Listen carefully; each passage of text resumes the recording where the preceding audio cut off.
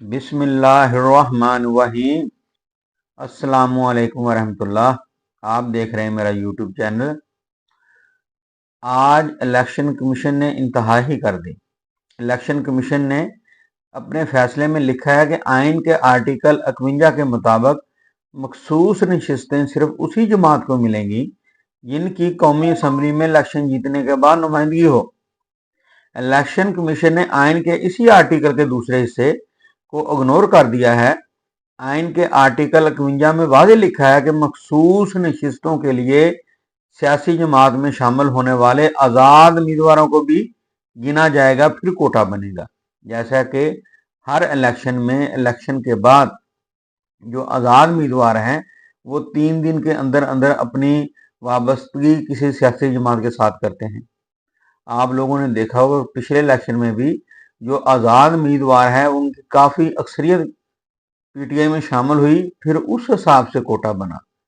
تو اس دفعہ اگر ان کے یہ لاجک مان لیا جائے کہ جو سنی اتحاد کونسل والی جماعت ہے انہوں نے نشستیں نہیں جیتی، جب آزاد امیدوار اس کے ساتھ شامل ہو گئے تو کوٹا اسی کے ساتھ بنتا تھا۔ یہ سمجھ کہ ملک میں عجیب و غریب قسم کی سمجھ کہ ناانصافیاں ہو رہی ہیں۔ تو پھر ہمارے جو بعض صحافی دانشور ہیں سمجھ جنہیں لفافہ صحافی کہنے میں کوئی آر نہیں ہے اور زرد صحافت کے علمبردار ہیں، وہ پھر کہتے ہیں کہ مفاہمت کریں، عمران خان ڈائلاگ کرے۔ بھائی ڈائلاگ کیسے کرے؟ آپ اس کو اس کا حق نہیں دے رہے۔ کم از کم یہ مین اس وقت سمجھ کی چیز تھی۔ اگر اس میں ہمارے ادارے اور خاص کر ہماری جو سپریم کورٹ ہے اس کا بھی ایک رول ہے، اور الیکشن کمیشن اگر چاہتے کہ ملک کو پٹڑی پر لے کے جانا ہے تو ایسے تو اگر صدر زرداری کو صدر بنانے کے لیے ساری اسمبلی کی توجہ ہو رہی ہے کہ اگر پی ٹی آئی کو ان کی مخصوص نشستیں مل جائیں تو زرداری کا جو صدر بننا ہے وہ مشکل ہو جائے گا۔ تو اس کے بعد اگر الیکشن کے بعد اگر سپریم کورٹ اپنے اس فیصلے کو، کیونکہ سپریم کورٹ جتنی بدنام ہو چکی ہے، اب سپریم کورٹ کو عوام کے لیے نہیں قانون کے لیے، بھائی اس کو سپریم کورٹ کا کام کیا ہے؟ اس کا کام ہی ہے انصاف دینا، بغیر کسی لگی لپٹے کے کس کو فائدہ ہے کس کو نقصان ہے، اس کا کام ہے عدل کرنا۔ جس ملک میں کہتے ہیں نا کہ عدل نہیں ہوگا نا وہ ملک نہیں چل سکتا۔ پاکستان بننے سے پہلے آپ انگریزوں کا دور دیکھ لیں، لوگوں کو انصاف ملتا تھا۔ تو اسی لیے تو حضرت علی کا قول ہے کہ ظلم کا تو نہیں چل سکتا، حکومت نہیں چل سکتی ظلم کی جب تک عدل نہیں ہوگا۔ جس ملک میں عدل ہوگا تو وہ حکومت بھی چلے گی، وہ ملک بھی ترقی کرے گا۔ جیسا کہ دوسری جنگ عظیم میں مشہور اپنا برٹش کا جو اس وقت وزیر اعظم تھا، اس نے پوچھا تھا کہ کیا ہمارے ملک میں انصاف ہو رہا ہے؟ انہوں نے کہا کہ انصاف ہو رہا ہے۔ انہوں نے کہا پھر ہم ضرور جیتیں گے۔ تو جب جس ملک میں انصاف ہی نہ ہو، انصاف بکتا ہو، وہاں کیا کرنا اور کس نے ترقی کرنی؟ اب رہی صحیح کسر ہمارے الیکشن کمیشن نے آج پہلی بات تو یہ ہے کہ 14 ہمارے آئین میں ہے، الیکشن کمیشن کے آئین میں ہے کہ 14 دن کے اندر 45 فارم اور تمام جو ہے اپلوڈ کرنے کے وہ پابند ہے، لیکن 26 دنوں کے بعد انہوں نے اپلوڈ کیے ہیں، اور جس طرح برے طریقے کے ساتھ اپلوڈ کیے ہیں، اور تمام جو پی ٹی آئی والے کہتے تھے اس کا مطلب ہے وہ سچ کہتے تھے بغیر کسی لگی لپٹی باتوں کے، کہ ایک اپنا فارم ہے اس میں 263 ووٹ ہے میاں صاحب کی، فارم 45 میں، اور 263 کے ساتھ ایک لگا کر 1263 بنا دیا ہے۔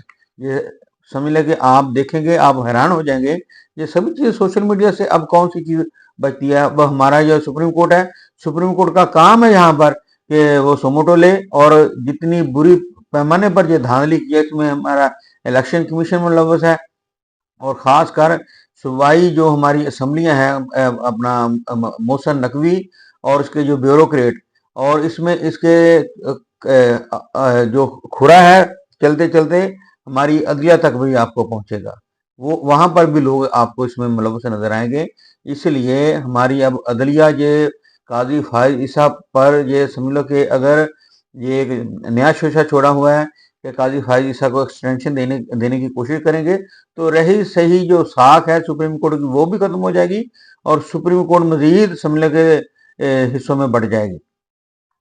اسی طرح اب خواجہ آصف صاحب ہیں، ان کے ایک جگہ پہ ووٹ ہیں 27، وہ 7-6 لگا دیے گئے، 627 کر دیے گئے۔ اسی طرح اپنا محمد اون سکلین صاحب ہیں، وہاں پر فارم 45 میں سلمان اکرم راجہ کے ووٹ اس وارڈ میں 285 ہیں، اور محمد اون سکلین کے صرف 88 ووٹ ہیں، 88، اور اس کے ساتھ 6 لگا دیے گئے، 688 کر دیے گئے۔ یعنی کہ کئی جگہ پر خواجہ آصف کا جو حلقہ ہے اس کے ایک فارم 45 ہے، اس میں ٹوٹل ووٹ ہی کہاں سے 627 ہوئے ہیں۔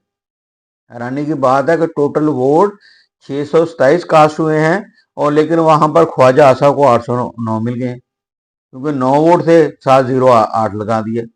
اس قسم کی سمجھ کے جو دھاندلی ہوئی ہے، اور فارم 45 جو ہے مزید سمجھ کے جو جگ ہنسائی کا باعث بن گیا ہے، اور بہت ہی سمجھ کے یہ الیکشن کمیشن آپ دیکھیں گے آنے والے دنوں میں پھنس جائے گا۔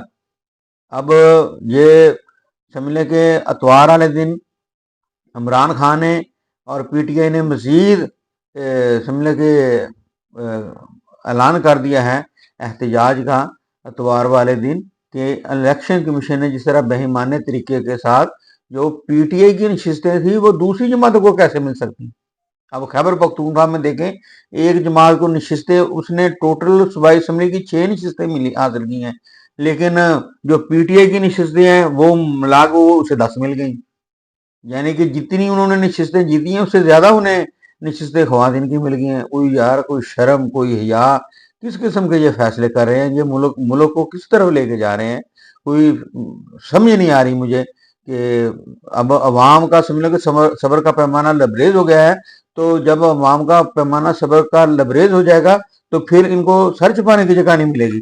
اسی طرح 1970 کے الیکشن آپ دیکھ لیں کہ جو 1970 کے الیکشن ہوئے تھے اس میں عوامی لیگ نے 167 نشستیں جیتی تھیں، 167، اور پاکستان پیپلز پارٹی نے 80 نشستیں جیتی تھیں، اور اس کا جو تناسب دیکھیں سیٹوں کا تو 55.70% ہیں تو عوامی لیگ کی تھی، اور 28.7% جو ہے پیپلز پارٹی کی تھی۔